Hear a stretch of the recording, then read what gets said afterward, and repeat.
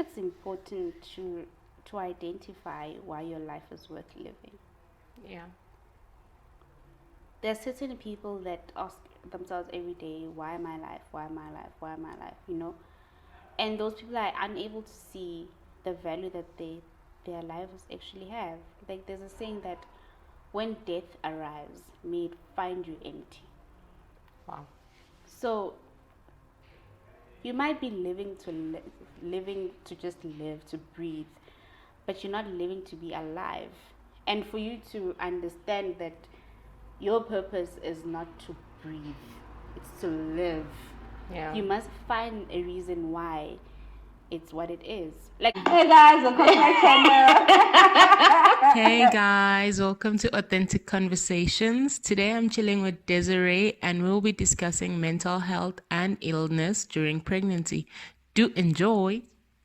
So, did you wear the white dress? I did. And how did it feel?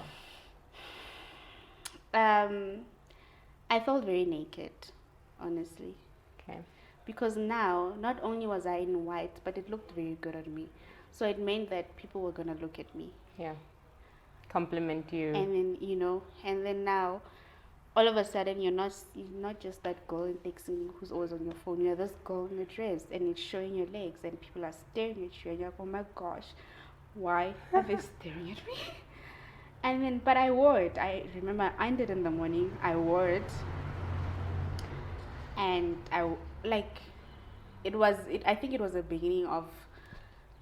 It's okay, if people stare at you, as long as, like I said earlier, if you feel everything is fine. So now, it's fine. And you've gone to buy yourself more colorful clothes and you wear them intentionally. I do, and it feels really good. Okay. Because Yeah. I think at any moment, if anyone has anything to say, it has nothing to do with me. Yeah. So that's my thing, ne? That I feel like we have that power.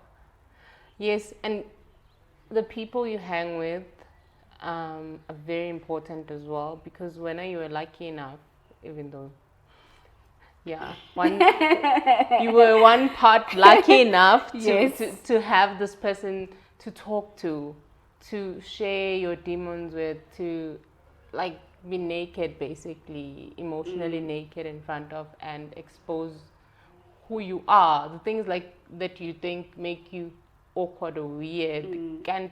Personally, I believe we all have them.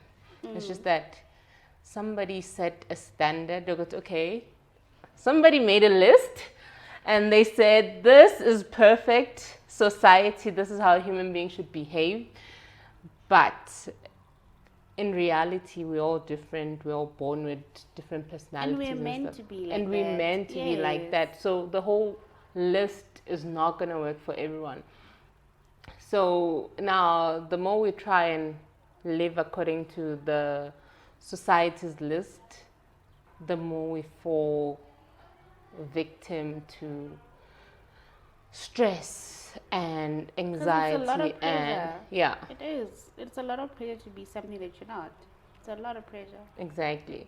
So that's my thing. I believe that it's not easy, but it's doable to get to a point where you're like, no, I'm controlling. Fine, I'm going to a situation, even if you didn't create it, but you are able to control how you react.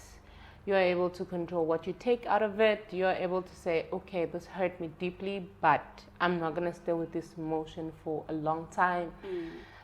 So that's my, I think it's a fear of being diagnosed with a mental illness of any kind. I know I've gone through, like, I have been depressed, I've been on the floor, like, I know I've been through those things, but I'm just like, come on now, like, this brain, there must be form of, I can use it somehow. So, but also it starts with being open and saying, Guti, this is me, I'm a person, and as this person, this is what I have to offer. and be okay with it, and find people that are okay with who you are. Because if you're gonna find people who want you to now like start, what is it, like act like them or do the things that they do, basically conform to what they deem is correct for you, then you're going down a rabbit hole and True. never gonna come out. So that's my fear. Yeah, I understand, Guti. That's why I focus on mental health. Which is why when you're in a situation where you're like, you can identify, actually, this is depression. Yeah. And then you're like, okay, I'm going to sit in it for a few days. But, I know that this and this is what I need to do to get out of this. The issue becomes not everybody is able to do that. Yeah. It could be because circumstances of life, like it becomes monotonous and then they get bored and then they just wallow in that, and that is a safe space. Or it could be that, quite frankly, they don't know how. But it's a strong response to a very strong functioning brain. And don't take it for granted, because a lot of people really can't. They can't. They Some can't people do that. are okay with happy pills. Like I remember there was a point where I got sleeping pills, and I took them for maybe 2 or 3 days because like I was going through the most and I needed something, and I was like, no, I'm not gonna use pills too. So I fight it. It's not always easy and I don't always win, but I always fight that thing at the back of my mind that says just take this easy way out. I'm like, no. Even me, I have days, I have days where I'm like, I can't, like my brain is tired, I can't, I'm gonna take it, and then tomorrow and the next day I'll try again. But at that moment I really can't. So, which is okay because, you're not supposed to be superwoman or superhuman every day. And now, like, what would you say to those people that are not even willing to try to fight it? And they're just like, hey, battling in the depression, in the anxiety, in everything. This is what it is, and I'm supposed to take these pills, and I'm gonna take them for the rest of my life, and I'm gonna be unhappy forever. And they don't socialize with the right people, or like watch the right material or whatever to get themselves, even if you don't stop taking your pills. I'm not saying people should stop taking the pills, but at least start to kind of reprogram your mind to see the positive. I think it's important to identify why your life is worth living. Yeah. There are certain people that ask themselves every day, why my life, why my life, why my life, and those people are unable to see the value that their lives actually have. Like there's a saying that when death arrives, may it find you empty. Wow. So you might be living to just live, to breathe, but you're not living to be alive. And for you to understand that your purpose is not to breathe, it's to live. Yeah. You must find a reason why it's what it is. Like for me, any chance to speak about mental illness someday, anyone that has met me knows that whether you like it or not, I'm going to speak about it. Yeah. Why do you do that? I think that is my purpose in life, because I'm so strong, well, open-minded, and outspoken to a point that I can relay that message. Okay. And as long as there are ears to listen, to hear me speak about mental illness, I won't stop. Yeah. And do you find that there's people that get helped with voicing it out? They are, because you find a situation where a person wants to just pray about a situation. Like, I'm easily slipping back into my faith, but there was nothing that irritated me than somebody says, pray about it. Pray about it. And then Must God descend from wherever he's sitting and come down and help you? You understand what I'm saying? Praying about it won't, I mean, it'll change the way you think about it, maybe. It will give you a lot of faith, but it won't necessarily change. God doesn't give you a brain and then help your brain do what needs to be done. He gave you the functioning of your own brain so that you are able to help help yourself with the situation. So praying about it, yes, tons of faith, but He's not going to now give you. No, I don't believe that. You know, like this reminds me of something you said during the talk. You said, I don't know if it was you or your psychiatrist said, God and you won't work. Because this week itself, I had been struggling with that. I've been struggling with it because I recently decided that I would go back to faith. And then my boyfriend was saying we should go see one go King, and I'm like, I don't think that is gonna work for me, because he's gonna keep saying, have faith that God will change your situation.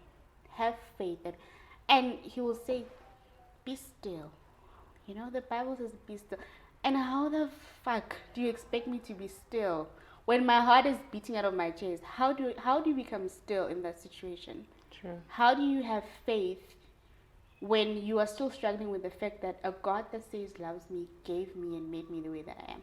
He gave me my heart and it beats the way that it does, and I almost can't breathe, and I panic every half of my life, and I'm supposed to be still. How do I do that? Okay, firstly, let me ask this. Do you sometimes feel like falling back for your OCPD? Also, that is like asking me if I have a leg. It's part of who I am. It's not going to go away. So do you sometimes like, okay, I need to like do Yes, this? Definitely, on a daily basis. So now how do you get yourself, like, get yourself in check? It's okay, this is too much. What my therapist said to me was that I must go against my compulsions. Okay. There comes a point where my compulsions are a lot, especially if I spend a lot of time with myself. Really? When you spend a lot of time with myself. Yes, because I keep convincing myself this is pishosh. So when I spend a lot of time with myself, but if, for example, now I spend a lot of time with my boyfriend, he almost steps on my compulsions, because I would want to like really, really do something, and then he would go and he would do the opposite. And I think it's one of the reasons I'm attracted to him, because he's like white and I'm black, and there's always a gray thing. And then I appreciate that because it takes me out of myself. But compulsions will always be there. Like, for me, like I said, they're not bad things. Like, when I cook, I would like to stay in the kitchen, cook and finish. I don't want to get out, come watch TV. You know, I want to stay and then finish. And then he would come and he'd come take me. No, come and chill. You know. And I won't taste the food before I eat it. I won't taste it while I'm cooking, because it's not part of the task that needs to be done. I will do it at the end. He will come and he will taste. You understand? So that makes me realize that I don't have to be so strict on myself. Okay. So that will never go away. It's what it is, and you just have, as long as it does not strain whatever it is that you're doing, then it's okay. But if now I can't spend a bit of 30 minutes with my person because, you know, I have to cook, you understand, then it becomes, okay, you actually need to. So she said that you need to go against these compulsions. Tell yourself, you know what, no, I can actually eat that meat while it's still in the pot. It's okay. And then you stand there in front of the pot, you're like, ish, but. And then a part of it is like, ish, but. And then eventually, you know, you take a piece and then you kind of get excited by yourself in the kitchen. I did it! I tasted the food. I think those will always be there. It's just a matter of now identifying that. Because sometimes, like coming here, he wanted to go back to my place because we're from somewhere else. He wanted to go back to my place and then come back here. Then I'm looking at it. I'm like, no, we won't be able to do that. And for me, it's important to be here on time. And then he says to me, but you can be 10 minutes late. I'm like, no, I can't be 10 minutes. I need to be 10 minutes early. And then, there's that thing. And I'm like, but it's just here. And so there's a lot of situations where my compulsions will always and you find me and I have to make you wait. And you sit and you watch me do all these things. You understand? But to me, my heart is fine because you know what? I made it 10 minutes earlier and we live 10 minutes away. So I could have actually been here on time. But my heart is fine because, we did what we have to do. It's only when they become a distraction in your everyday life that you're like, but my partner is, I don't know, he was sent from God from above and he just does. That's nice. He just does what he does and he doesn't even realize half the time that it's helping. There's this thing that I can't wait to tell my therapist. My boyfriend makes the bed. Okay. It's not a big deal. I understand. Because every time I knew that I was falling into a ditch, I didn't make the bed. Okay. So my bed will be unmade for 2 weeks. That's how I knew that, she really, things are bad now. But for some reason, every single day that he slept over, he did the bed. And every time I left my room, I felt a lot better. Oh. It almost felt like, because when you don't make the bed and then you leave, it almost feels like, hey, you've started the day and this is how you started the day. And actually, I don't want to make the bed because this bed is now my cocoon. And when I'm at work, what I'm thinking about, going back to my cocoon, and I find exactly the way it is. But he never allowed me. Every single day he would make the bed. To this day, he'll make the bed. And no matter how hard it was, when I came back, my cocoon was gone. And it would make me so mad, but it made me feel, you know what, you can't do that to yourself. Wow. And he doesn't know. That is helping you. He doesn't know. There's a lot of other things that he does that he doesn't know. That you know what, this is actually quite helping. And you just don't know. So now do you, I get the sense that you have somebody there for you, which is, I feel like it's one of the most important things. I don't believe in quantity, but I believe in quality. So even if it's one person or two people, if someone brings that much value to your life, then you hit the jackpot. So now,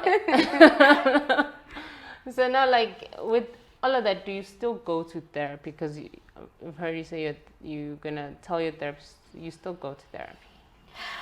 I want to go back to therapy. Okay. I feel like at this stage it's important. I was telling a friend of mine during the week that my relationship with my partner is important to me. It's important because I went to therapy for me to be in a relationship. Because I was carrying a lot of toxicness and a lot of anger, and there's a lot of things that I went through. And I felt like if anyone was going to bring value, I should not bring that to the relationship. And so now that I am in, and it's really proving to be how I had imagined it to be, I'm at the stage where I'm thinking about postnatal depression, those kind of things. And I don't want all of that to impact my relationship. Yeah. And I don't want to always come home and complain. Yeah. I don't want to now tint my relationship with my partner because I'm now pregnant. Because I'm going through my own shit. I don't want that to now become the fundamental normality of my relationship with my partner. So I need to now go and dump my shit to someone else. When you pay. I paid you for this. Here you go. I've been considering that for a while now. And I personally believe that my partner is going through his own shit. Yeah. And like everybody else, everybody goes through their own shit. And I would like to, if God forbid anything is to happen to me in my mental state, he should be there to be able to not just carry me, but carry our child. And he should be in a state where he'll be able to do that. So if throughout this 9 months I'm just beating down, how do I expect him to now be in a state where, not that he's going to be Superman, but just be in a state where, you are, because obviously there's a lot that he's still learning, and there's a lot I'm still learning. So by the time that happens, God forbid, I hope it doesn't happen, but if it does happen, it should be one less thing to worry about. But now, how did your partner take, like, the conversation where you told him about your history and your mental health? And I think at that moment he didn't understand. Okay.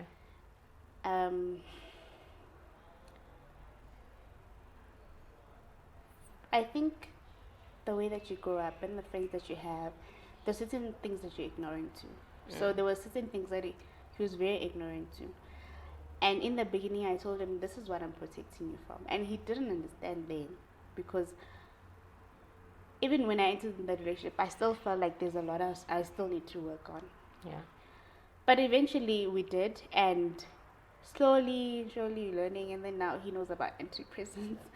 He knows about this. This morning we were talking about schizophrenia, and like there's a lot that needs, as much as I still have a lot that I need to learn, there's still a lot that he's still learning. But I don't know, he just took it, man. And then he Googles everything. Like one day he was Googling, why am I crying? Is it because I'm pregnant? Like he just Googles and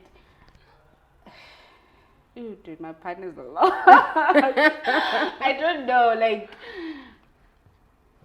I don't want to now put him in such a huge pedestal, but the fact that he's always willing to put in that effort. He always wants to learn, and he always wants to understand. And he's like, this week we were talking about psychologists versus a psychiatrist. He thought it was the same thing, and then it's a learning curve. I had to now, very politely say, no, it's actually not the same thing. And then he asked, so what's the difference? And then so it's an ongoing learning curve for both of us, and I have to be sensitive to the fact that he's unknowing of these things, because I can't just expect him now to just pick up the ball and start running.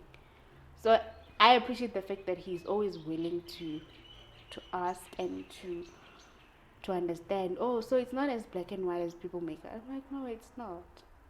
I remember you once told me that you feel, what were your words? You feel bad or about talking about your story. Did you say you said you feel bad? Like, you feel like a victim, like you don't want to be a victim. I don't want to be a victim. You don't want to be a victim. Yeah. Why do you think talking about what you've gone through makes you a victim?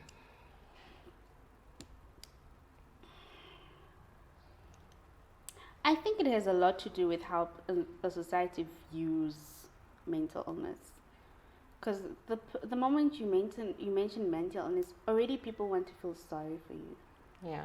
And I don't like being felt sorry for, because I don't want it to seem as if I'm telling you this so that you're a little more sensitive to me, because the moment for example, if you now tell a person you're HIV positive, they start acting weird around you. It's the same with mental illness. They're like, what happened? Like, and it's like I said, it's not who you are. It's just a part aspects of your life that are a bit different to other people. So I liked what you said when you said it's the way your brain works. Yeah, it's the way my brain works. Yeah. And which makes it sound so normal. Like, yeah, it's not a big deal. It's not a big deal. Like, your brain works that way. No, it's not a big deal. It's just that it's unfortunate when you are depressed. It's a physical, your brain, you understand. But, like, my baby's, sorry, I've been waiting for, I've been waiting for her to just, like, I think it's the traveling. She hasn't, like, all morning. But anyway. That's nice. Don't make me pretty. No, I'm not having a child. Like, don't do it. Don't do it. Don't do it. So, I don't want people to feel sorry for me. I think I want people to be educated and to understand that these are the realities of life. Our parents didn't have the privilege of understanding what was going on with their brains. We have the privilege of understanding and educating other people. So I don't do it because I want you to feel like a pity for me. Oh, little girl, she's so tiny, she's going through a lot. Oh my God. No, it's not. That's not how I want it to be. Yeah. It should be when those motivational speakers say you can do it, you should actually believe you can actually do it. It's not because when a motivational speaker speaks, okay, to me they're very irritating. It sounds like something that is very far-fetched, like you can be a billionaire, really. Can I really?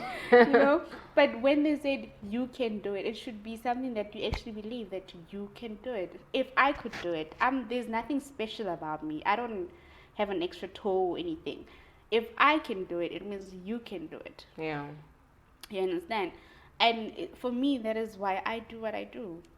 Yeah, that's basically the whole purpose behind me starting this platform. The fact that it's okay to be different.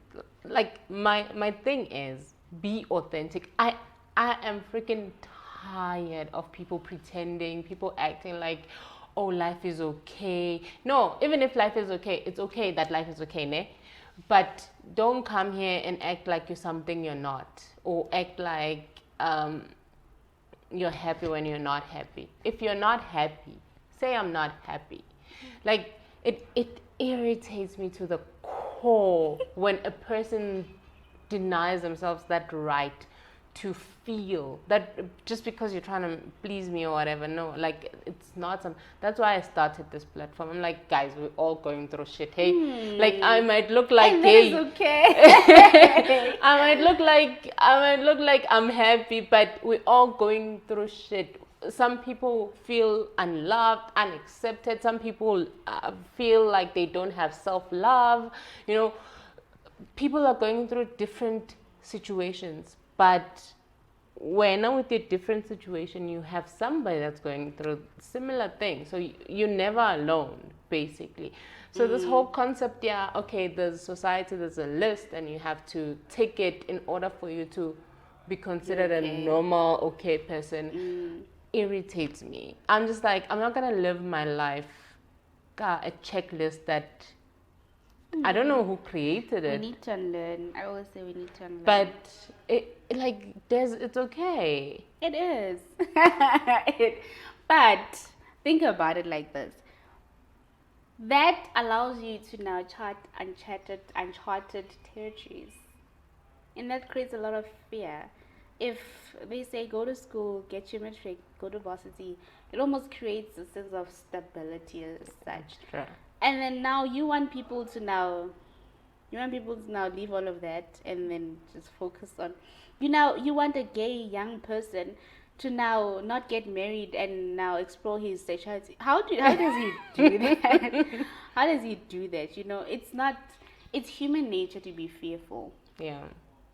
It's a shock to not only your system but and other people's systems. Like, Des, why ends are so? Why are you doing this? They're not used to it. It's not normal. I remember there was a time where I just spoke back to my father, and he was like, I'm like, no, I'm tired of accepting nonsense in a sense that you say things. I said to him, I'm an adult. Don't talk to me like that. Don't call me a child. This is what I want to be done, and this is what I'm gonna do. And he was like, and it's like I'm tired of people not hearing me. I'm tired of acting like things are okay to accommodate the next person. I'm not saying I'm gonna be rude to you, but the more I bottled, because that's how I lived my life the longest of time. I always wanted to please the next person. I will always bottle my own emotions to a point where when I shattered it was a mess. I can imagine. So I was like, no more of that. And I find, Uguti, when you voice yourself, people are okay, hey? Some people are okay, some people are. I don't know if my dad would take it like that. He would definitely not take it like that. No, my dad didn't take it nicely, but the relationship was hard and rocky for a long time. But he got over it and he got used to the situation. It's never gonna be like, okay, I'm saying this and then, oh, okay. No, it did not happen like that. I'm telling you, an entire year of chaos, but I was determined that no, like you need to hear me. When I say no, or when I say I'm not going to do this, or when I say something, I'm voicing myself. You need to listen to me because I listen to you and I take your point of view and where you're coming from. And I understand this culture and, kids don't do this and whatever. But the kids don't do this thing, leaves this kid in a situation where she's bottling things up, she's unhappy, so I did not want to be there. And now things have kind of stabilized and things are okay. Yeah, our parents get to a point when they realize the world is not going to end. Yeah. So, and it's not just the parents. Everyone gets to that point. Things will be rocky first. People do get to the point where they're like, oh, if this is what it she's is, changed. then it is. It is what it is. So that's basically. So you must apply that in the social setting as well. It's basically the same thing. Yeah, I think I'm like you. I'm trying to be home. Yeah, just I've had situations that I said I'm going to the bathroom and then I was not going to the bathroom. I actually left. And when I get to the gate of my house, I'm like, oh, by the way, I decided to leave, and then I left. Because, but why? Why do you have to? I think after you've put yourself through all of that, you actually get to a point where you realize, you know what? No. But how do we catch this thing early? Because my problem is that, like, a person needs to go through a whole lot of shit before you realize. But as somebody, what's the word, guy? Forgot. When you're able to pick up energy as you do, you are able to pick that energy up the minute you get by the door. And then you might choose not to actually like accept it at that moment, but you pick it up when you get to the door. So when you get to the door, you're like when you analyze it, like yes, no, yes, no, yes, yes, yes, yes, yes, no, no, no, no, no, no, or the actual atmosphere. Yeah. And you just get in, you're like, ugh, no. At that moment, you already know. It's not that you're not waiting for half an hour, or you already know. Am I lying? That's true. Exactly. And for you to be able to be in line with that, you should be in line with yourself and in line with what it is that you allow in your space and what it is that you don't allow in your space. Because if you're just receive all, then the moment you get in, you receive all that energy. You're like, okay, I'll just filter it. But the moment you decide, because even that energy itself is relative. Somebody might think that their energy is very light, but you might feel that their energy towards you is very dark.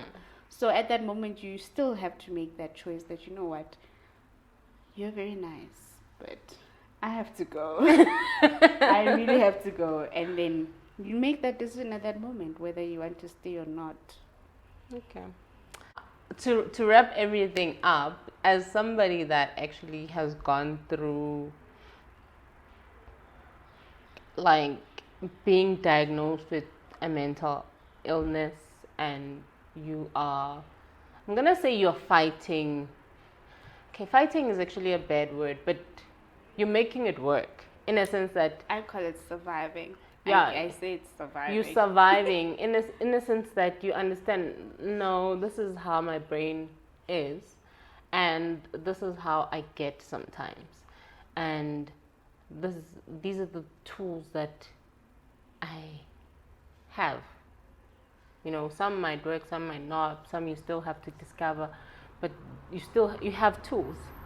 What advice would you give a person that feels like, okay, doctor has diagnosed me, I have pills, and I'm always gonna be unhappy. Like,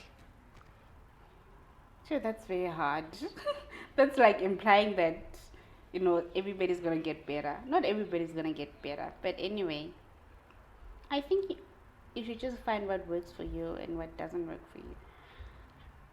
but how do you find it if a doctor's giving you pills and pills, you feel like pills work for you? No, that can't be an option. Like, I think it's important to realize that pills are usually the last option. I feel that's like the last option, or even if it's not the last option, it should be something that should help you every now and then. It should not be the only option. so what do you do? You find something that you can do that can occupy your brain. Like what? You run? You can run, or you can yoga, you can read a book, you can play with children, you can anything that allows your physical body to release endorphins. So you can run, don't eat. A lot of people eat. Don't eat. Because it does release endorphins too, but it's just The consequences. But like, find something else that can help your body release endorphins, because at that moment, whatever it is that you're feeling, is your brain actually needs to release good hormones. So you find something to replace the actual physical supplements with something that you can do. If you're a dog person, take dogs for a walk, do something. If you're a artistic person, start doing your arts. Like, I know you won't have the energy for it. Majority of the time you won't have the energy for it. But at that moment where the willpower is, what do you choose at that moment? Do you choose to live, or do you choose to breathe? Which one is it at that moment? Because our bodies, as much as, faith and religion, our bodies will always speak to us. So always find something to release good hormones. Sex. But don't become an addict. But sex is a good way. Masturbate. 100%. But do it in a healthy way, obviously. Yeah. Don't run until you're bony. But always find something to. Well, that's what I think. I'm not an expert, but No, but that's the point of this whole thing. Not talking to expect, because a lot of people don't get the opportunity to go meet up these psychiatrists and psychologists and stuff like that. But they are living with these things, these illnesses, and and gardening. You can do gardening. Mm. Okay. I think depression becomes what it is if your mind idles. Yeah. So you need to find something to occupy. And I think we can all find happy spaces. Music, dancing. Yes, music, dancing, all of those things. There's a lot. You just need to find something that works for you, in a good way, because you can still go dance and come back drunk. So just find something that really, and then good support structure. Find good friends.